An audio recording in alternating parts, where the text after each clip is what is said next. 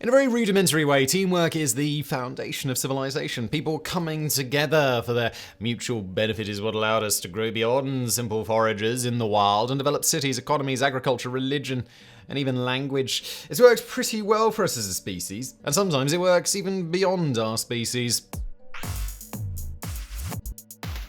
Number 10. Killer whales hunted with humans.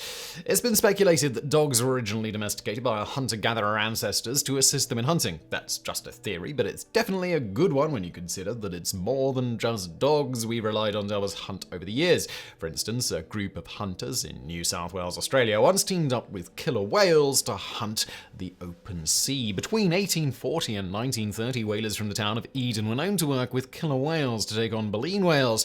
The human whalers were after the baleens, but the orcas prized them as a food source as well. For a time, the orcas were just a nuisance whale in the way until the humans noticed something unusual. The pod of orcas had begun to herd the baleen whales towards the hunters.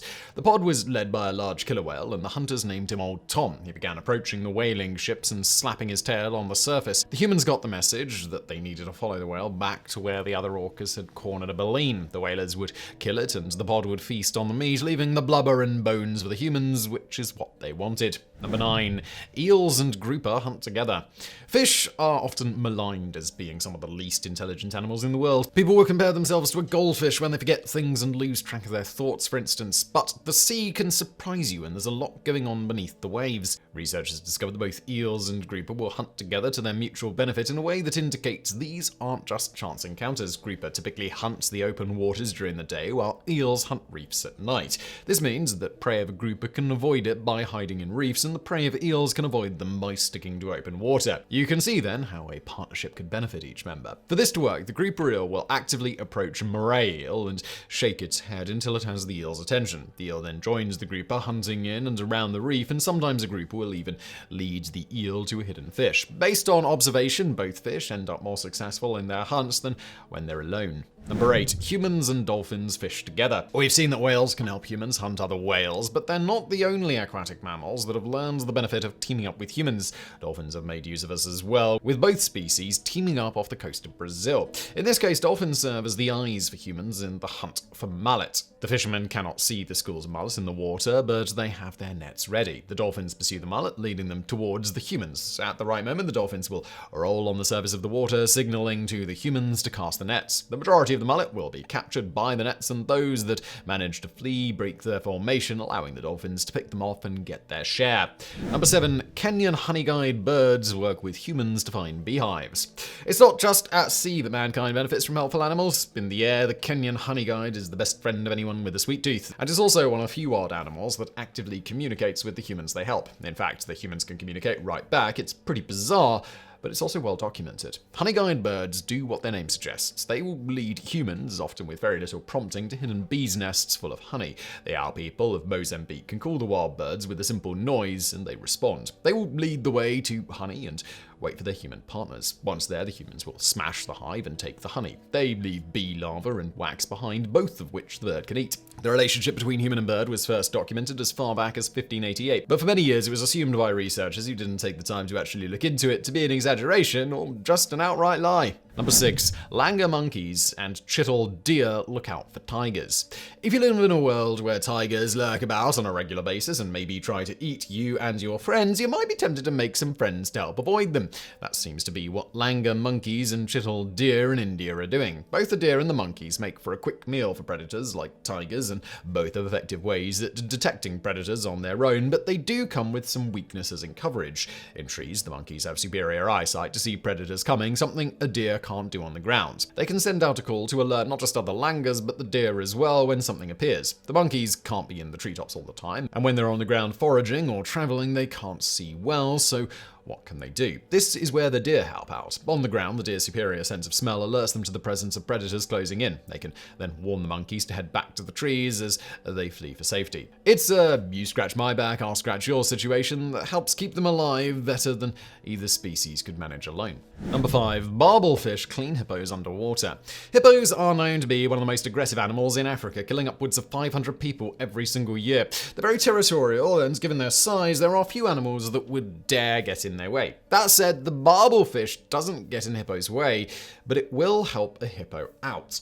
Like anyone, a hippo is prone to dry skin. They can also get bugs and parasites infecting the various folds and pits in their skin. They formed a synergistic relationship with the barbel fish in rivers that see both species getting a benefit. The barbel fish have little sucker-like mouths that they can use to scrape all across the hippo's body. That lets them clean off the dead skin and parasites and eat them. The hippo gets a full body cleansing and everybody wins. The fish even cleans the hippo's mouth out. A single hippo can sometimes be covered in dozens of the fish as they do their job. Number 4, carrier crabs carry sea urchins around. Sea urchins aren't known for doing a lot in their day-to-day lives. They look like aquatic porcupines, and they're capable of locomotion despite the fact that it's hard to see their little feet. They can also move on their spines if need be. They don't have eyes, but they do have mouths, and that, along with the spines, is why they get along so well with the aptly named carrier crab. The crabs use 2 of their legs to carry objects on their backs. These legs have been adapted specifically for the task, allowing them to get a good grip on fairly large objects that they balance on the back of their shells. In this case, what they carry is a sea urchin. The many venomous spines of the sea urchin serve as protection from predators for the crab as it travels across the sea floor. At the same time, when the crab finds food, the urchin is able to eat the scraps that the crab leaves behind. It will also be provided with new feeding grounds when the crab finally lets it go, providing a benefit to both creatures.